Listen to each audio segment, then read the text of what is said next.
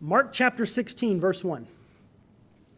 Now when the Sabbath was past, Mary Magdalene, Mary the mother of James, and Salome bought spices that they might come and anoint him. Very early in the morning, on the first day of the week, they came to the tomb when the sun had risen.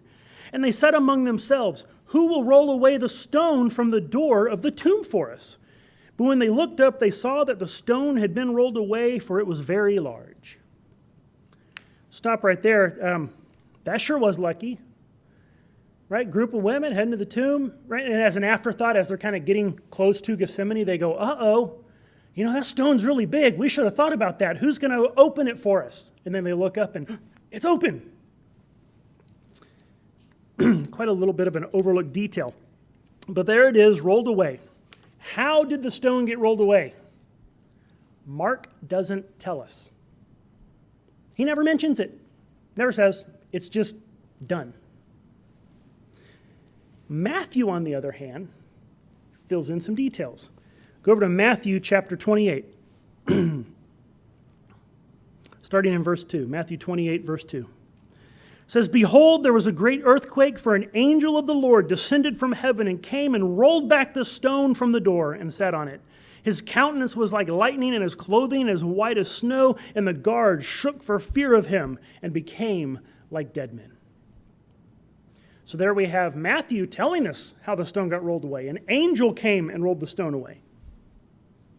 This is another one of those that they're called undesigned coincidences, where you have details from one account and details from another account that kind of go together like puzzle pieces fitting together to give you the larger picture. Okay, Mark was not trying to write to fill in the gaps of Matthew. Matthew is not writing to fill in the gaps of Mark. Okay, the gospel writers, they're not writing to kind of accommodate each other. It's not a planned out, designed telling. They're each writing their gospel, but their details fit together and interlock to give you the better picture.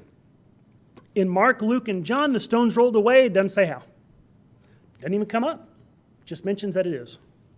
In Mark, however, they're wondering, what are we going to do? They look up and the stone is rolled away. Matthew tells us how the stone gets rolled away, but Matthew never tells that they're wondering about it.